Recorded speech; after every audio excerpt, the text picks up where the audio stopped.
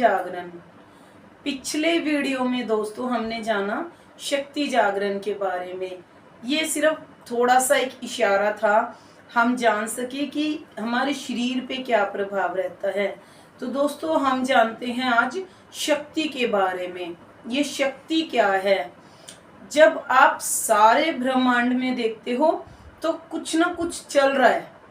जैसे सूर्य प्रकाश दे रहा है, चंद्रमा घूम रहा है, नवग्रह पूरे घूम रहे हैं, पृथ्वी घूम रही है, लेकिन किसी एक केंद्र पर चीजें अटकती हैं। पूरा ब्रह्मांड घूम रहा है और जब हम धरती पे देखें तो हम एक जरा सा बीज डाल देते हैं और पूरा वृक्ष निकल आता है। तो दोस्तों ये ऊर्जा है, ये चाल्यमान जो हर चीज को चलाकर रखती है।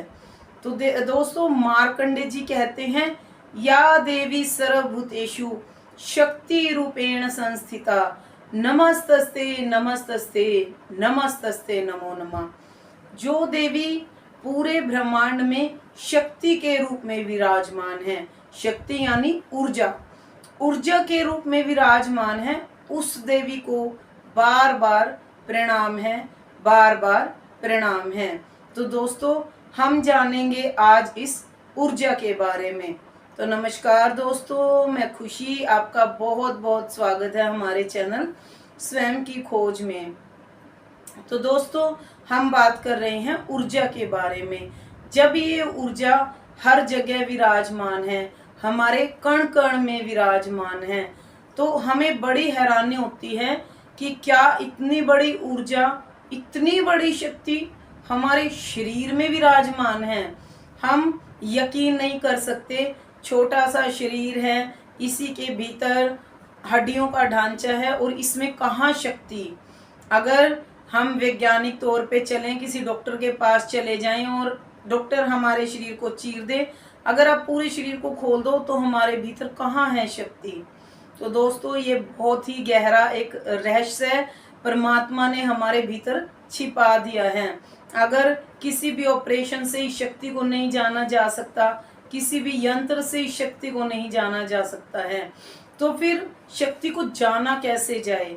हमारे भीतर विराजमान शक्ति को हम कैसे जानें और उसको कैसे प्रकट करें। हमारे आध्यात्मिक विकास के लिए एक बात याद रखें कि हमें उस शक्ति की बहुत जरूरत है। उस शक्ति के बिना हमारा आध्यात्मिक विकास कभी भी नहीं हो सकता। तो दोस्तों ये शक्ति हमारे भीतर कहाँ विराजमान है और हम इस शक्ति को कैसे जागृत करें। हमारे भीतर ऐसी ऊर्जा के स्रोत, ऐसे झरने कहाँ हैं जहाँ हमारे लिए एक अलग ही द्वार खुल जाता है। शक्ति के अलग ही द्वार हमारे लिए खुल जाते हैं। हमारा देखने का, सोचने का, व्यवहार का बहुत सारे तरीके अलग हो जाते हैं।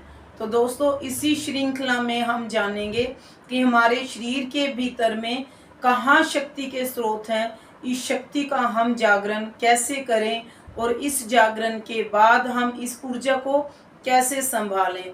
जैसा कि हम चारों तरफ देखते हैं कि हमारी ऊर्जाओं के लिए एक विस्फोटक चीज घटती है और जहां हम लोगों के पास चले जाते हैं, जिसे हम कहते हैं कि हम ईशान्य के पास चले गए, इन लोगों के पास चले गए, कोई अघोरी है उसके पास चले गए, लेकिन सब लोग मिलकर हमारी ऊर्जाओं को बिल्कुल ही खत्म कर देते हैं या खराब कर देते हैं।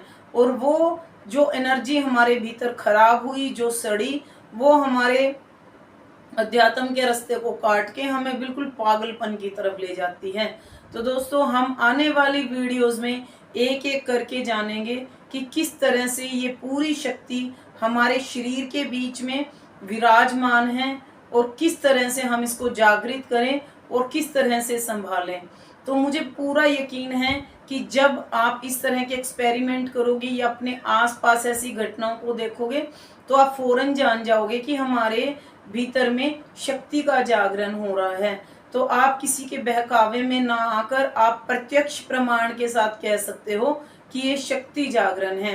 तो आने वाली श्रृंखलाओं में हम दोस्तों यही जानेंगे और मुझे विश्वास है कि आप अपनी शक्ति को जगाने के लिए पूरा प्रयास भी करोगे, क्योंकि इस युग में हम शक्ति को माँ के रूप में जानते हैं, माता के रूप में जानते हैं। तो दोस्तों हम सिर्फ एक नाम इस ऊर्जा को दे रहे हैं। तो इस तरह से हम आने वाले समय में जानेंगे कि हम इसे कैसे जागृत करें।